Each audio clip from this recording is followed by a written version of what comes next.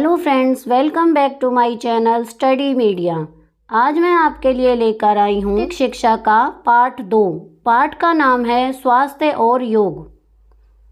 अगर आप मेरे चैनल पर नए हैं और अभी तक आपने मेरे चैनल को सब्सक्राइब नहीं किया है तो प्लीज़ सब्सक्राइब कर लें और बेल आइकन को ज़रूर दबाएं।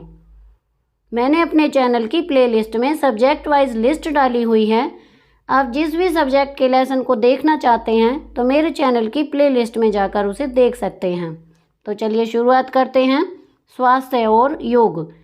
आज की भाग दौड़ भरी जिंदगी में स्वयं को स्वस्थ और ऊर्जावान बनाए रखना अत्यंत आवश्यक है। अतः योगाभ्यास हर किसी की ज़रूरत है। कामकाजी लोग तथा विद्यार्थीगण कुछ देर योग करके काम के दबाव के बावजूद स्वयं को तरोताज़ा महसूस कर सकते हैं। योग का अर्थ है जोड़ना। योग शरीर, मन और आत्मा को जोड़ने का काम करता है। योग हमें चिंता एवं तनाव से मुक्त करता है। तनाव के कारण कमजोरी, क्रोध, ईर्ष्या और अन्य नकारात्मक भावनाएं आती हैं। ध्यान प्रक्रिया और साधारण व्यायाम से हम तनाव मुक्त होते हैं तो तन और मन स्वस्थ रहते हैं। साथ ही प्रसन्न रहने की वृत्ति का निर्माण होता है। जब कोई स्वस्थ और प्रसन्न होता है तो वह हिंसक नहीं होता। योग ज्ञान के संसार के समान विशाल है। इसका अभ्यास व्यक्ति को दुख से बाहर निकालता है और उसकी सहन शक्ति को बढ़ाता है। प्राय यह समझा जाता है कि 2-4 आसन और प्राणायाम करना ही योग है, लेकिन बात ऐसी नहीं है। वास्तव में यह सुपरिभाषित दर्शन तथा समग्रता पर आधारित लक्ष्य का विषय है। योग मानव को महान बनाने का कार्य करता है, अतः समस्त मानवता के लाभ के लिए है।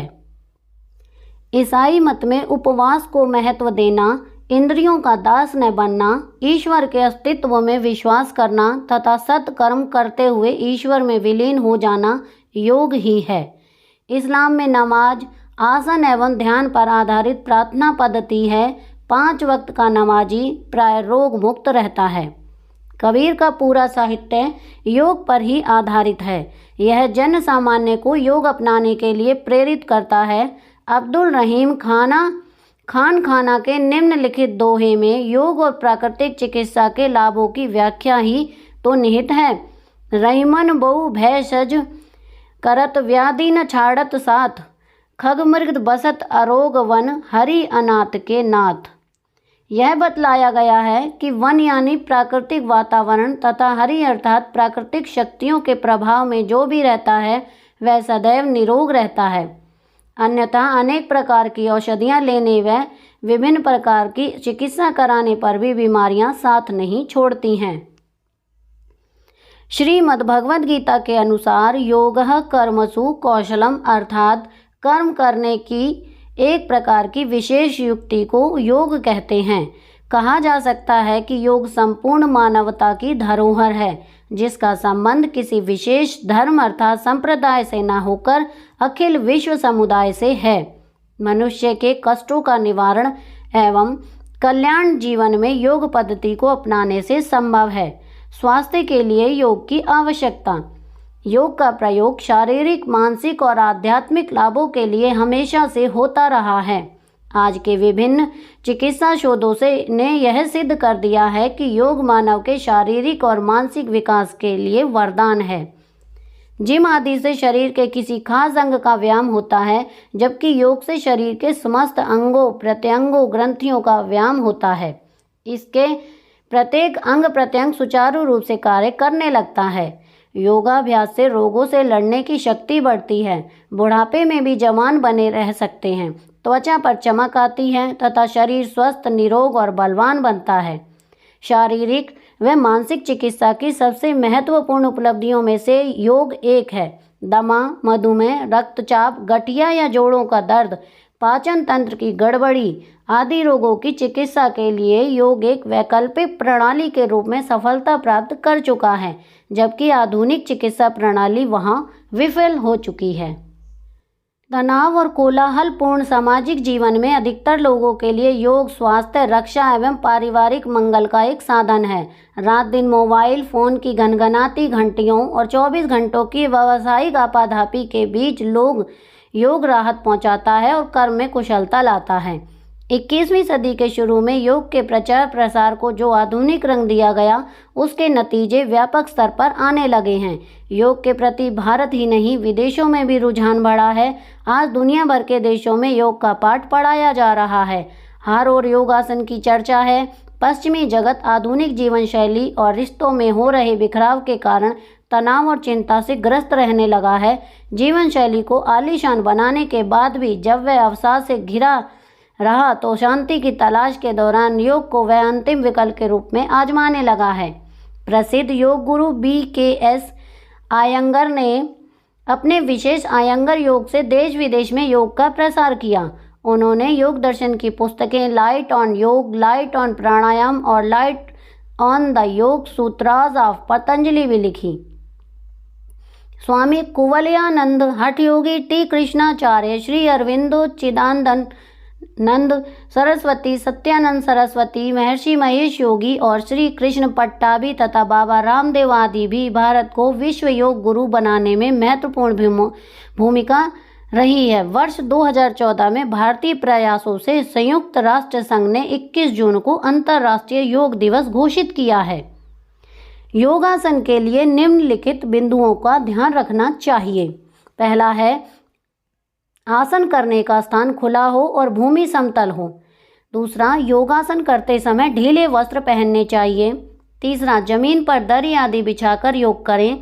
चौथा, आसन संबंधी क्रियाएं धीरे धीरे की जाएं। एक दिन में अधिक आसन नहीं करने चाहिए। मोबाइल की लीड लगाकर टीवी देखते हुए या संगीत सुनते हुए आसन नहीं करने चाहिए, क्योंकि इससे श्वासों से ध्यान हटता है। योग के दौरान यदि शरीर के किसी हिस्से में दर्द महसूस होता हो तो आसन रोक देना चाहिए। संतुलित, सात्विक व समुचित मात्रा में भोजन लेना चाहिए। आसन के तुरंत बाद पानी नहीं पीना चाहिए। योगासन करने वालों को बीड़ी, सिगरेट, शराब, तंबाकू आदि के सेवन से बचना चाहिए। अब हम इस पाठ के प्रश्न अभ्यास करेंगे। पहला प्रश्न है, योग का अर्थ स्पष्ट करो। उत्तर है, योग का अर्थ है जोड़ना। योग शरीर, मन और आत्मा को जोड़ने का काम करता है। प्रश्न 2, योग का संबंध संपूर्ण मानवता से है, उदाहरण सहित लिखो। उत्तर है, योग संपूर्ण मानवता की धरोहर है, जिसका संबंध किसी विशेष धर्म अथवा संप्रदाय से न होकर अखिल विश्व समुदाय से है। उदाहरण, आज के चिकित्सा शोधों से यह सिद्ध कर दिया है कि योग मानव के शारीरिक और मानसिक विकास के लिए वरदान है। प्रश्न 3, ईसाई मत के अनुसार योग में कौन कौन सी क्रियाएं शामिल हैं। उत्तर, ईसाई मत में उपवास को महत्व देना, इंद्रियों को दास न बनना, ईश्वर के अस्तित्व में विश्वास करना तथा सत्कर्म करते हुए ईश्वर में विलीन हो जाना ही योग है। प्रश्न 4, योगः कर्मसु कौशलम की व्याख्या करो। उत्तर, योगः कर्मसु कौशलम अर्थात कर्म करने की एक प्रकार की विशेष युक्ति को योग कहते हैं। प्रश्न 5, अंतर्राष्ट्रीय योग दिवस कब मनाया जाता है। उत्तर है 21 जून को। प्रश्न 6, मानव के शारीरिक और मानसिक विकास के लिए योग वरदान है, कैसे स्पष्ट करूं। उत्तर है, योग का प्रयोग शारीरिक, मानसिक और आध्यात्मिक लाभों के लिए हमेशा से होता रहा है। आज के चिकित्सा शोधों ने यह सिद्ध कर दिया है कि योग मानव के शारीरिक और मानसिक विकास के लिए वरदान है। दमा, मधुमेह, रक्तचाप, गठिया या जोड़ों का दर्द, पाचन तंत्र की गड़बड़ी आदि रोगों की चिकित्सा के लिए योग एक वैकल्पिक प्रणाली के रूप में सफलता प्राप्त कर चुका है, जबकि आधुनिक चिकित्सा प्रणाली वहां विफल हो चुकी थी। प्रश्न 7, जिम जाने व स्वयं योगासन करने की प्रक्रिया में से आप किसको अधिक पसंद करते हैं और क्यों। उत्तर है, जिम जाने व स्वयं योगासन करने की प्रक्रिया में मैं योगासन करने को अधिक पसंद करता हूं, क्योंकि योगासन करने से शरीर में ऊर्जा महसूस होती है और मैं अधिक ध्यान से अपना कार्य कर सकता हूं। प्रश्न 8, क्या आप भी योगासन करते हैं? यदि हाँ, तो इससे आपको अपने शारीरिक, मानसिक और स्वास्थ्य में क्या अंतर महसूस हुआ, लिखो। उत्तर, हाँ, मैं भी योगासन करता हूँ। इससे मुझे मेरे शरीर में एक अद्भुत ऊर्जा का अनुभव होता है। योगासन शुरू करने के समय से लेकर अब तक मैं अधिक मन लगाकर अपना कार्य कर पा रहा हूँ और अधिक खुशी महसूस करता हूँ। प्रश्न 9, योगाभ्यास सहन शक्ति के विकास में किस प्रकार सहायक है? उत्तर, जब कोई स्वस्थ और प्रसन्न होता है तो वह हिंसक नहीं होता। योगाभ्यास व्यक्ति को दुख से बाहर निकालता है और उसकी सहन शक्ति को बढ़ाता है। प्रश्न 10, योग आधुनिक जीवन शैली की मांग है और विषय पर अपने विचार लिखो। उत्तर, आधुनिक दुनिया में लोग बहुत प्रकार की बीमारियों से जूझ रहे हैं, जैसे दमा, मधुमेह, रक्तचाप, गठिया या जोड़ों का दर्द, पाचन तंत्र की गड़बड़ी आदि। इन सभी बीमारियों का इलाज आधुनिक चिकित्सा प्रणाली के पास नहीं है, जबकि योग करने से यह बीमारियां पूर्णतः ठीक हो जाती हैं। इसलिए योग आधुनिक जीवन शैली की मांग है। प्रश्न 11, उत्तम स्वास्थ्य की बात योग के साथ विषय पर अध्यापक कक्षा में चर्चा कराएं। उत्तर, योग करने से हमारे शरीर में बहुत प्रकार के बदलाव हमें देखने को मिलते हैं, जैसे शरीर में ऊर्जा महसूस होना, पढ़ाई करने में ध्यान लगना, किसी भी मुश्किल बात को आसानी से समझ जाना, सोचने की क्षमता बढ़ना और अधिक खुशी महसूस करना, विभिन्न प्रकार की बीमारियों से ठीक रहना इत्यादि। प्रश्न 12, कुछ योग गुरुओं के चित्र एकत्र कर एक सचित्र परियोजना तैयार करो। यह कार्य छात्र स्वयं करेंगे।